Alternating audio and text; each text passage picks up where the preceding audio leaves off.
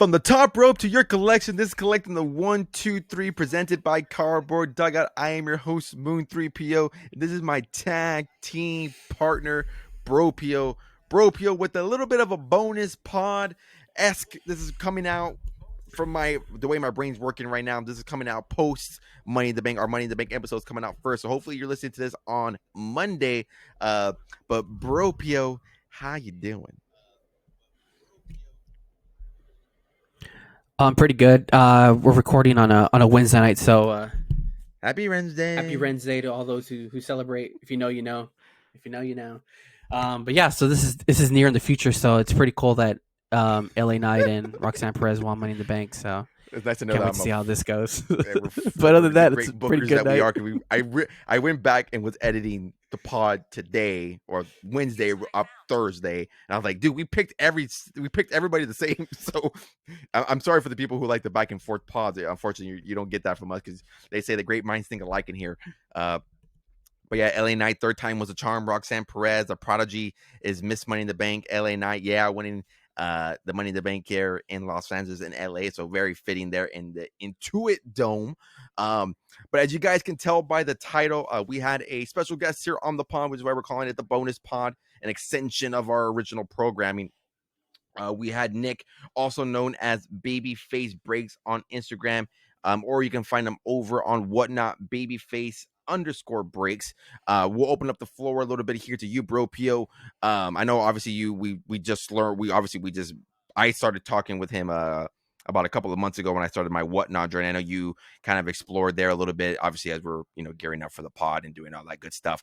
But how do you think the pod went? I think it's good to kind of get someone. Obviously, we had Adam, who is a very big follower and big in the space, has a lot of great insights and great minds. But to me, I think it was good to have someone around, our age or a little bit more, closer to you than me, put some respect on my name, but a little bit closer to you, and kind of, being in the same ballpark as us where, he's just on WhatNot, selling cards, breaking. I know obviously we don't do breaks, but before we get to the podcast episode, how do you think the convo went? How do you think everything went? How do you think our conversation with Babyface Breaks went? Yeah, it was really good. A lot of good information. And it was refreshing to kind of get the as you listen to the interview, you'll see a little bit more I'm talking about. But he's just a pure wrestling fan and collector. So I know, like, if you go back and listen to a lot of the other pods that we did, even if you listen to our baseball pod, which is technically kind of MIA in a It's because the Red sense, Sox suck. but It's because the Red Sox suck. I don't want to talk about it. yeah, yeah, there you go. But one of my biggest gripes with breakers is there was a lot of non-wrestling breakers doing it, charging crazy prices for spots. Didn't know how to pronounce names and stuff like that. That's been one of my biggest issues with breakers and breaking and stuff like that. But once you get to listen to this interview and see his mindset behind it and what he has planned for future breaks, it's refreshing, and it's really good. It's good for the hobby. So, but yeah, it was a good convo. Obviously we'll have him back here eventually here. Maybe we'll do maybe we can start bringing people in our prediction pods and stuff like that. So maybe they could deter our mind from the similar picks that we do. But other than that, yeah, it was a good convo, and I enjoyed it. Yeah, no, I think it was a really good convo. I know we talked everything from grading to collecting to what he's seen. I think it was really good to get it from a vendor standpoint, from a vendor third point of view. Obviously, you hear about that, when you guys go and listen to the interview. But it's good to get the vendor perspective, the breaker perspective. Obviously, I'm not a breaker or anything, so I don't do breaks. Obviously, I just started selling on WhatNot. So I don't have that breaking experience, and obviously we see the cards from another perspective as far as the buyer. So to get somebody there who's actually on the behind the table, who's making the deals, who's negotiating the deals, I think it was a very good convo. Loved having him on. Great mind, great voice for the hobby. So I'm excited to see what he continues to bring in the hobby. But that's enough talking. We'll get straight to the interview with Nick, aka Babyface Breaks, and here is our interview with BabyFace Breaks. Listeners of Collecting the 123, we are here with a bonus pod episode, obviously coming off post Money in the Bank, because obviously it's coming out next week. So we do got here BabyFace Breaks, also known as Nick here. You can follow him at IG, and he's also on WhatNot, BabyFace_Breaks. Nick, how you doing on this Wednesday night? Doing pretty well, man. Excited to be here. Thanks for having me. Yeah, I know. I apologize. I know we've been chatting obviously on Instagram for Yeah, a couple of weeks now. We were trying to work out the schedule. I rescheduled, so I definitely do apologize here. Life got a little bit it's fine, busy, so glad we're finally able to get you on. But yeah, before we get into any questions here, we get into wrestling, the wrestling card hobby, things of that nature. Kind of want to open up the floor a little bit. You kind of introduce yourself a little bit. If listeners may not know who you are, they're figuring you out for the first time. Who are you? What do you do? And what are you bringing here to the wrestling card hobby? cool. So we said my name's Nick. I do some breaks on whatnot. That's how I really started out. I'm just a collector at heart. You know what I mean? So I started collecting, and I was like, how can I get more into the space and get involved with the people? So I started the Instagram, started the whatnot, and then just going with the flow, man. I mean, you can find me on Instagram just posting some pictures of like my personal collection, or find me on whatnot doing single streams. So just really just going with the flow.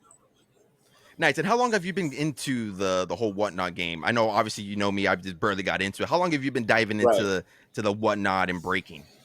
So I've been collecting cards forever. And it started with the Topps Chrome release this past year. And so basically I was like, all right, I want to get into it. I want to see like more in the space. I heard of the breakers. I didn't really want to be a breaker, so to say, but I got into the space and people kept telling me you should go on whatnot. This is how like people sell their cards. This is how people do breaks. So I tried it out and I really went like heavy. My first whatnot stream ever was a break, and it consisted, I think, about like of 25 of my own friends just purchasing wrestling spots, and they didn't even know anything about wrestling. So it went pretty well, and I was like, you know what? Let me try to do this whatnot thing. So I would say about 3 months ago is when I really started trying to grow in the whatnot space.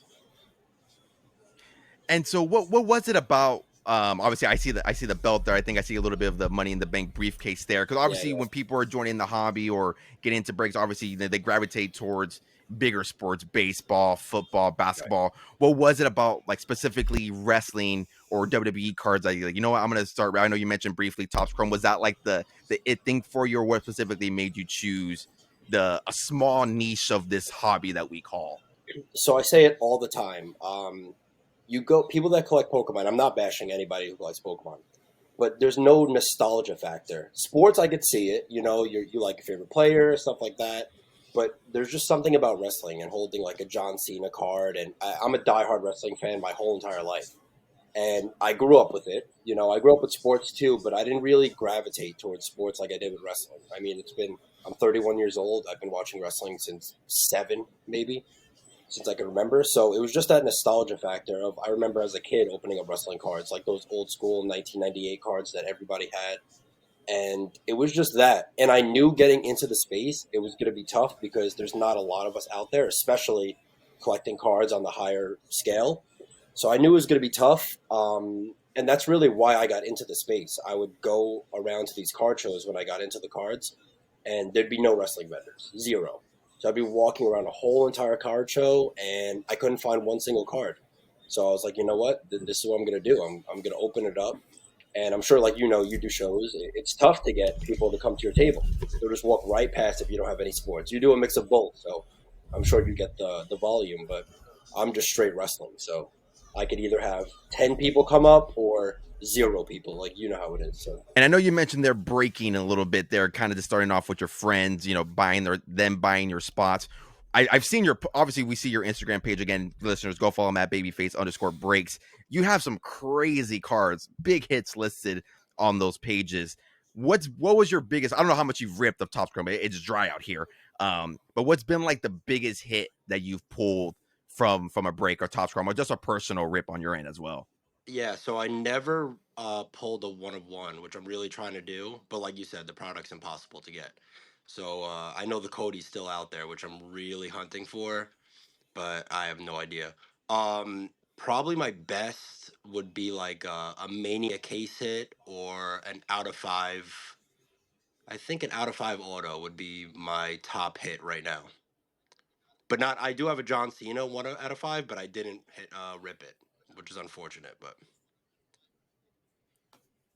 Yeah, the Cody, from my understanding, Adam Gelman, he's the one that I follow on Twitter. He like keeps me updated on what's been pulled, what's not been pulled, and I don't think I've seen the Cody being pulled. I don't know if you saw it too. I'm pretty sure you saw on Instagram the 1 out of 10, the dual auto of The oh Rock my and Stone Cold. I goodness, think yeah, that's probably gonna unbelievable. that with the inscriptions. Like, yeah, I think I love Cody. I love the 101, but I think a 1 out of 10 first on print out of 10 black parallel. Like, I think that's probably I would say probably be the biggest hit It's. on top score. Whoever gets it, if it's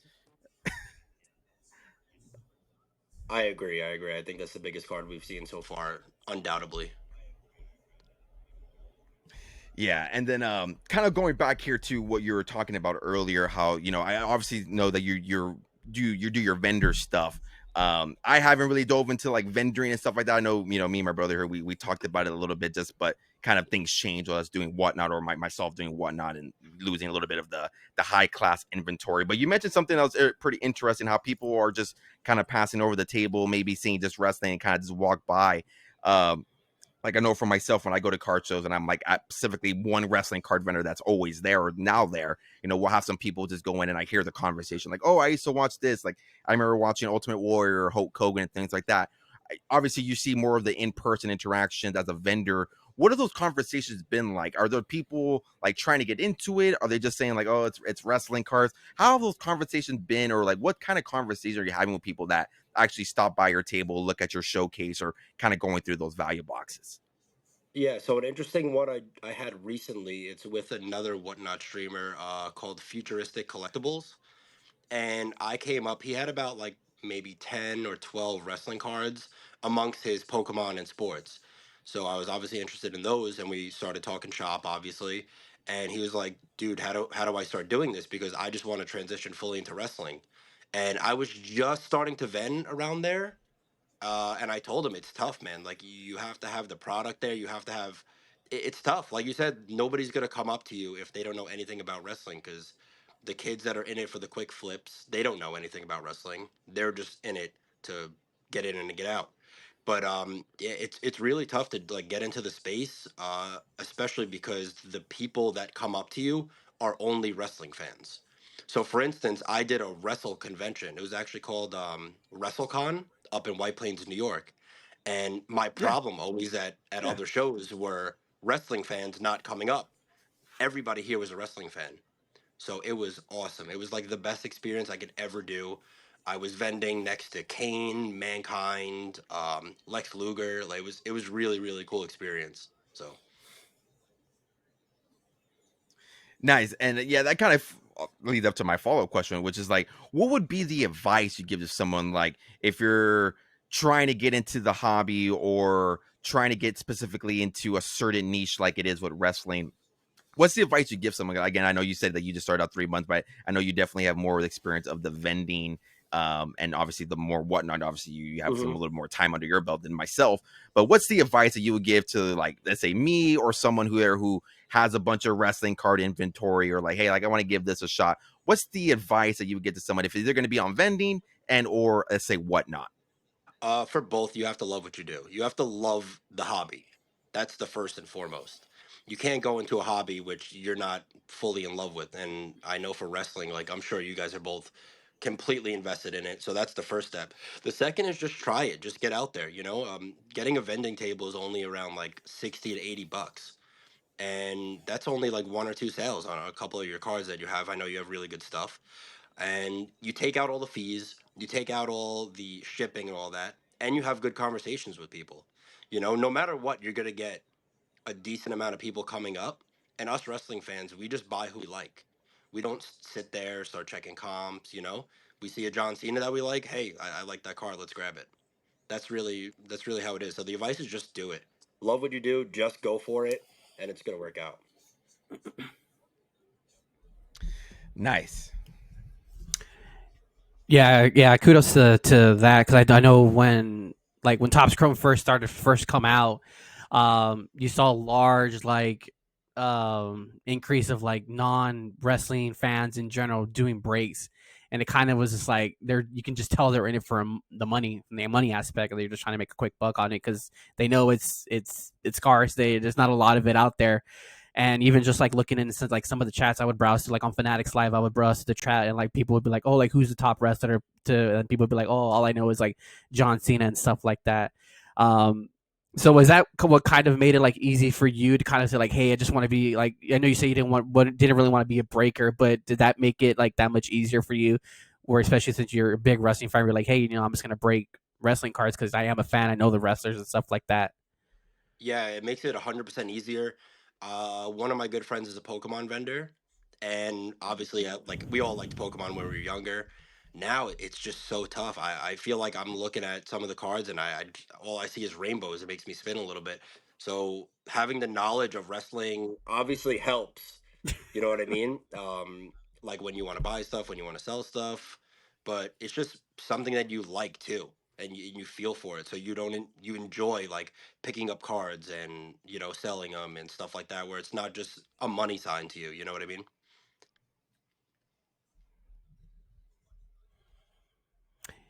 Yeah, like specifically like wrestling cards too. Like I feel like wrestling is like the one where like you people find like the weirdest like wrestlers to like. Like you obviously you like who you like, but like you'll find like some person who just likes like the most randomest wrestler, as compared to like sports where everybody's chasing like LeBron or Wemby stuff like that.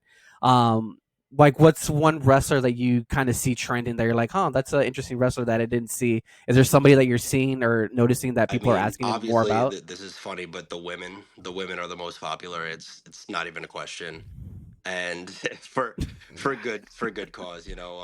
I actually, funny story. If you look up, you could pop it on the screen if you want to do that. The Trish Stratus Helix from Topps Chrome. WWE really gave us a treat with that card, and it's an unbelievable looking card. They did not they did not cheap out on that card for sure. And one conversation, just like a Trish guy came up, and he collects all Trish, and he didn't even look at the price. He's like that took all my Trishes, and that was it. And yeah, so Trish Stratus is a funny one, and you'll get random ones. Like some dude came up to me recently and was like, "I need Stardust cards. Do you have Stardust?" And I was like, "No." But that's a really interesting one because he just PCs Stardust, which is a really cool one. That's interesting. Yeah, Stardust. That's like a small gap of carts too. That's the first I've ever seen with Stardust. Yeah, I would say there There there there can't be isn't.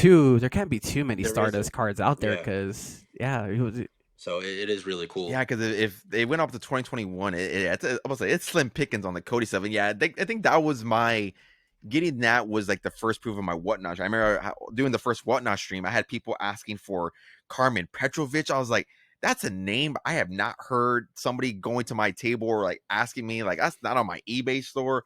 I know some Yep. people were asking for like American Alpha. They did Otis, Maxine, and Tozawa. And I'm like, and I think that's what's so good about the wrestling card. I'll be kind of picking it back up, like you would Robbie said here was like it can be someone so small or like someone so big. Like if you gravitate to that women or to that man superstar, like you could just collect their stuff. And if it's obviously lower tier stuff, like that's somebody that UPC obviously it's a little bit more easier on your wallet. Obviously, if you're collecting, your Cody's, your Stone Cold's, the Rocks, your Cena's now, obviously with the retirement tour, his stuff has trended up a little bit upwards from what I've seen. Obviously, you're breaking the bank there a little bit, but since we're on PCing guys and collecting guys, I know you mentioned at the beginning of the pod that yeah, you start off as a collector, like you're a collector at heart, which all of us here are. Who's the one superstar, male or female, or it could be both, that you're collecting here or you're PCing a little bit? So my main three right now are Cena, obviously. My Cena cards are just like my babies. Uh, and I'm a big Fatu fan. I think Fatu is a close second to who I love right now, and Dirty Dom. Dirty Dom cards with me. It's just I don't know what about it. It just it sticks with me. So anytime I see those three, I'm grabbing them no matter what. As for the women, maybe Rhea. Like I have a little bit in my PC, but nobody's really stuck like the top three, like Cena, Dirty Dom, and Fatu. Nice. And then I wanted to talk about it a little bit, kind of going back to like the card space just a little bit more. Oh, but it looks like I froze there a little bit. I'll Yeah, be yeah. back here again, post edit. Um, yeah. Nope, So you good. I know I've seen it on your page here. I know you talked about a little bit here on your stream there. I know you do your partnership with grading. I know you correct me if I'm wrong. Is it AGIS grading, or how do you say the name? Correct me if I'm wrong. I know that's It's an AGS. AI AGS, sorry, excuse me there. AGS grading. I know you have a little bit of a partnership with them. Obviously, I know I had a couple of PSA slabs. I did have some SGC slabs, but those have gone away there. I kind of want to know the floor a little bit as far as that. I know if you can give me a little bit background on what is AGS. I know, I believe, correct me if I'm wrong, it's a little bit more on the AI side, kind of like a tag esque. What is AGS? I know you have your promos. If you want to plug that in, please feel free to plug that in. But what is it?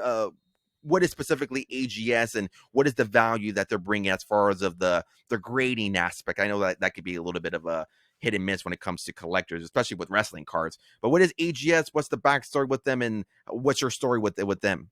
So AGS is actually local to my city. I'm in Staten Island, New York, and it's a company right out of here, Staten Island, New York.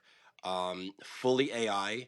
It's an unbelievable way they grade cards. It's not like Tag where they just take a picture. They take a 3D scan, 3D model of your card, to where after you do get it graded, you could literally click and drag it and turn your card 360. It's unbelievable the way they're doing. Fully AI, super cheap. I mean, $15 a card, and the turnaround time is 10 to 20 days, which is unbelievable. Now, you brought up PSA. Does it hold the same value as PSA? No. But for wrestling cards, like you said, there's that gray area. I don't think you see that, say it's a $100 card, it's a PSA 10, now it's a $250 card. I don't think wrestling collectors have that markup in their heads for PSA 10s. I'm not really sure, but that's like what I was really thinking of. And I thought about it and I was like, you don't really see slabs here. What's a good way? And these local guys were like, I would love to get wrestling in the space, and it's really not in the space. And I said, I was like, I'm not gonna send my cards out for $40 to wait 4 months and to not get an explanation on why I got a 9 here. AGS gives a complete detailed report on why you got an 8 or 9 or a 10, which is something I like. And I started working with them because, number one, I'm a believer in the product. I'm not even trying to plug anything. I'm not being biased. I just love the product. I think it's great. Like I said, they're local guys, and it's the turnaround time. It works for wrestling. So for Pokemon and sports, I can't really speak on that, right? Because people usually grade their cards to get that markup of 2.5x and all that stuff.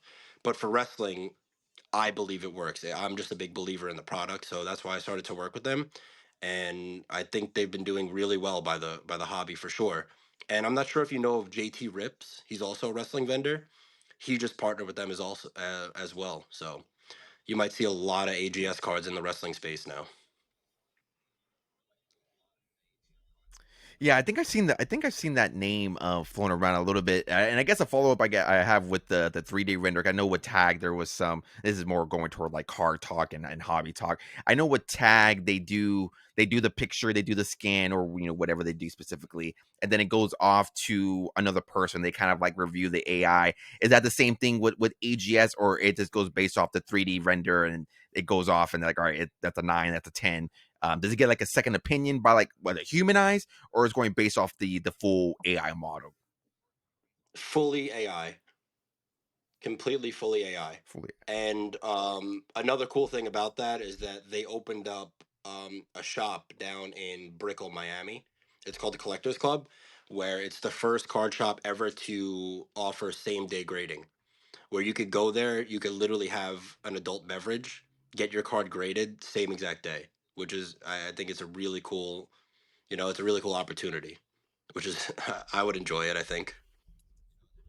Yeah, That sounds like a fantastic absolutely. I time. was like, you said Yeah, I adult would say beverage. it I sounds know. like a I saw his fantastic eyes time. open up. Like I know he's gonna take over now. He's gonna book a Yep. trip to Miami. Yep, exactly. Yep. Yeah, yeah, that's interesting though, because I'm into the AI stuff. I do some AI stuff on the side as well, personally on my end, like with work and stuff. So seeing AI come into to trading cards is always so interesting to me. So that's why I definitely want to bring up the AGS. Yeah, and you bring up a really good point with the PSA slabs. Obviously, I have some behind me, and it's like, yeah, I think I actually just read like a subreddit on Reddit of people like talking. It's WWE cards, right? You may be in there, who knows? But some guy specifically was talking about grading. How do people specifically in wrestling hobby, like, do they really care about grading? If it's in a slab, if it's a 9 or a 10. I even seen some PSA 9 cells. Obviously, if you're in sports, they say I don't agree with it, but a PSA 9 is like a raw card.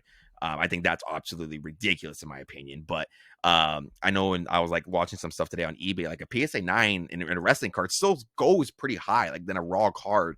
So it's interesting to see like the scope and people trying to see, what they value. If it's a 9 or a 10, is it PSA? I know we've dabbled in with SGC a little bit. And yeah, like those Cenas, for example, it took me forever to get those back. I did it with GameStop. Funny enough, I did it with GameStop, and it took me forever to get those 3 behind me. I know my brother here did a PSA submission, and I don't know if we want to talk about that for a little bit, but that was a whirlwind of time frame for him. Yeah, I got like I'm not in the Pokemon game at all. It's just it's too toxic, honestly, if you want to be honest with me. Like every time there's like new drops, I'm like, all right, it's time to get on TikTok and just watch people fight at the stores and stuff like that.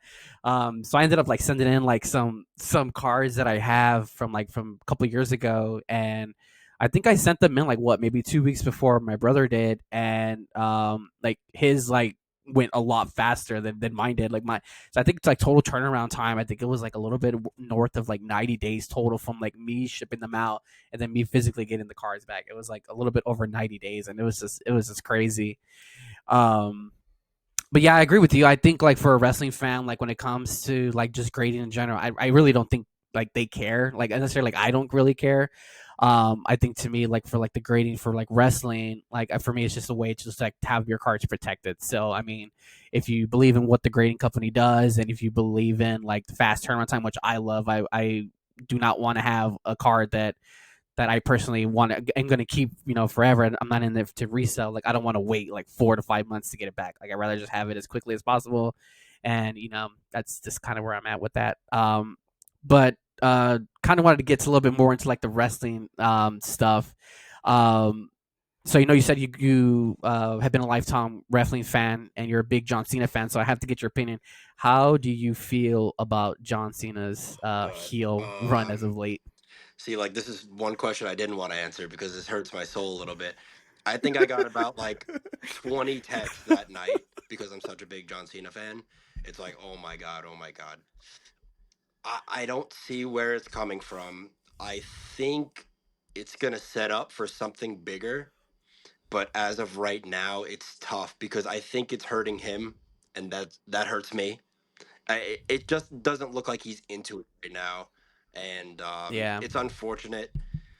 Just the promos feel like something about John Cena was that he made himself off being authentic, and everybody felt like it's either you loved or hate him, but he was real.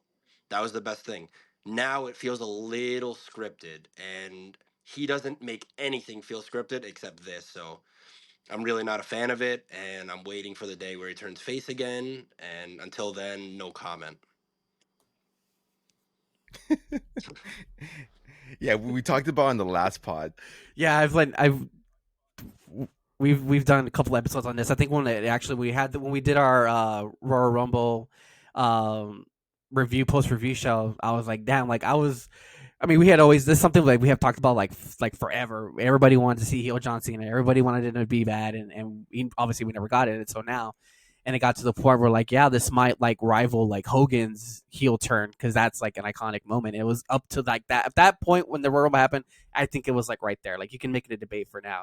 Now, like where we currently stand, I'm just like Cena's like slowly just going down because it just hasn't hit for me yet. And I've been saying on the pod like ever since they did those overseas Raws, like in those promos and like the back, like the WrestleMania buildup was just so weird with Cody, and then the way the match went down at WrestleMania was just weird. Like it's just there's just a lot of misses, and I'm on the same boat as you, and just haven't really been a fan of it. But is there like another wrestler that you grew up watching? We're in the same age group, so I think we probably have like the same like Yeah, Attitude for Era, sure. Polyfair wrestlers. Another wrestler, I mean, like, I think Randy Orton was a really, really close second for me. Uh, he was like the first heel I liked, and I felt like bad liking him, and it was like really cool. Yeah, Orton really made me fall in love with wrestling. Um, I don't remember much of like the Austin Rock stuff as much as I'd like to. I know I was a little kid, so I didn't get to enjoy that like rated R type stuff. Obviously, watching it back now, it's the best thing ever. But I would say Orton is a real close second for me. And then as I got older and appreciated wrestling more, it has to be Rollins. Rollins has just been like a backbone to the company, where it's his stuff that he does is just unbelievable. Like that SummerSlam with him versus Cena for both belts. Like I think that's like one of my favorite matches ever.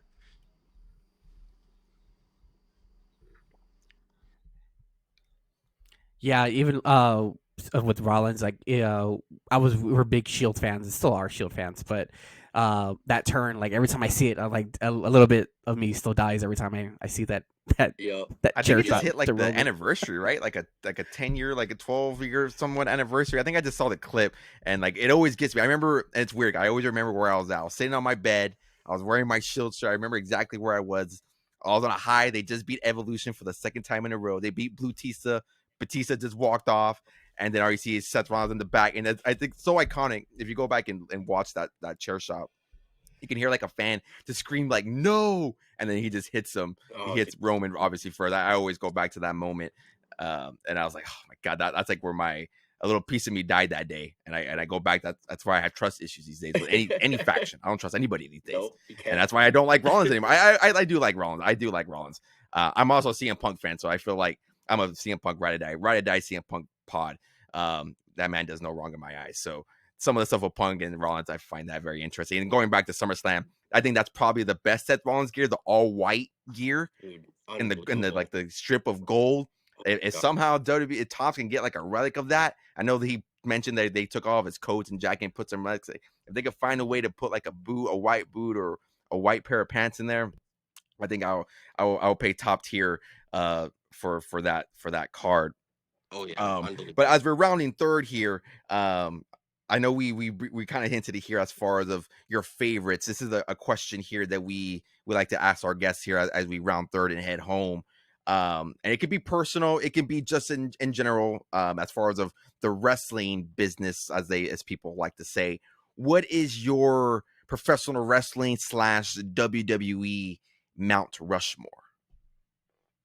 Yeah, it's a tough question, and I watched back your pod with Adam, and it's the complete same. So I'm gonna go The Rock, Stone Cold, Reigns, Cena. It's really hard to get off that. We're talking about a Mount Rushmore. I'm not gonna get personal with it, but it's just people that elevated the company and put them on their back and made it as big as it is today. And it's really hard to get off that four. Personal, obviously, I can go on and on and on.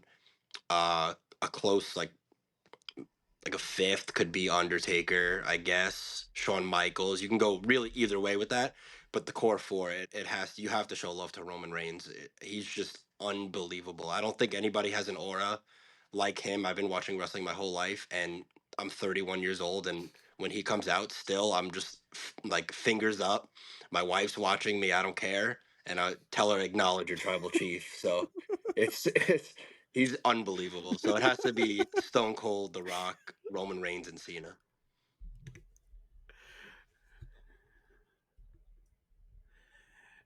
Yeah. Speaking of Roman, we went to the Royal Rumble. What year was it? Is it 2023? The one Cody first one, Uh, if I'm not mistaken. was it First one, yeah. I think it's 2023. Yeah, I think it's 23. Um, but it's the one with when Roman fought Kevin Owens and when Sammy turned on the bloodline. Like I don't know why we go to a lot of wrestling events that it just ends in like sadness and you just like leave sad. So, anyways, that's how. Obviously, we know what happens when Roman Reigns they all beat the crap out of Sami Zayn. But I was like, as I was like waiting at the top, all the way in the nosebleeds, like all sad. I'm just like, Yep. yeah, Yep. I You still have to. acknowledge my You tribal have we chief. to. you still got another trip. I remember, yeah, he's beating the crap out of Sammy. Kevin Owens is chained up or like handcuffed to a rope, Mhm. and they're beating the crap out of him. And then the crowd explodes for a little bit, and then at that time, my now wife, she was my girlfriend at that time. My now wife was like what's going on? Like why are we like standing up and like finger pointing for this guy, and like why are they booing him? Why are they cheering him? Like, you got to understand the Yes. lore. And then I know now, I think they just put out like a Bloodline YouTube timeline, like director's cut. So I'm probably gonna have her go watch that and so understand more of the lore of the Bloodline and just the aura that that Roman Reigns has. I think that that's like hours long because it goes all the way back to like COVID. So you got Yeah, years it worth of goes stuff back on to the that video. Fiend. It goes back to the Bray Wyatt stuff. Like, yeah, there's no. It finally seems like they finally put a book end to that. But obviously, Nick, want to be courtesy of your time, so I definitely do appreciate you coming in. I'll open up the floor a little bit. If you want to plug in your socials again, please feel free to, where they can find you, your name and whatnot, what to expect from you as far as your, I know you say that you started off like about 3 months ago, so we definitely appreciate you coming on. So yeah, I'll open up the floor to you a little bit, plug in your stuff, and yeah, let the listeners of Collecting the 1 2 3 where they can find you. Cool. Yeah. So my name's Nick. Like I said, at BabyFace Breaks on Instagram, at BabyFace_breaks on whatnot. I mostly post on Instagram. What you could expect is just really, really cool cards coming to the Instagram feed. Uh, I'm a fiend for that really nice card that I have to hold and love for about like 1 to 2 months, and then I'm like, all right, you can go on now to a better home. But yeah, just something like that. Follow me on Instagram, whatnot. I'll be doing breaks of the new set that's coming out. And something about my breaks that I want to introduce is it's not like breaks that you normally see. I do about like $3 to $4 spots, random wrestler. So you could come in there with $5. You can get The Rock as a wrestler on a break where you're not spending $250 to potentially skunk. So that's what I really base my breaks around. It's just nice, fun, random stuff. $4 to $5 spots. Like, we're all there. We're having a good time. You're spinning. You're getting cool wrestlers. You're getting bad wrestlers. And we're all just talking shop, having fun. So definitely be on the lookout when WWE Universe comes out for tops. I'll be breaking a ton of that stuff. So Beautiful. Yeah, let's say I think from what I've heard, we're supposed to get it in June. I know we've been getting some sneak peeks here and there. We know we saw the Adam Pearce autos. I think I saw a crazy video. I don't know if you saw it. Last Legend was signing her autos in her car. I thought that was crazy. Yeah, but I don't know if y'all saw that. Like, she was signing. I'll yeah, send it to please y'all send it to me. later. Yeah, she was signing her cards in her car. I was like, does there have to be an authenticator that's like authenticating those autos? I don't know anything about it, but yeah, I thought it was absolutely craziness. But those cards look beautiful. There might be some patches. I think there's probably obviously going to be patches, autos, relics. So it's going to be a beautiful set. All of his social medias will be linked down in the description down below on YouTube and where you get your podcast, if it's Spotify and Apple. So please feel free to go check out the links. Go use those referral codes. If you've been joining on whatnot, go check out Babyface Breaks again. Bring some really good content. I know we've humped in there a couple of times, did some really good stuff.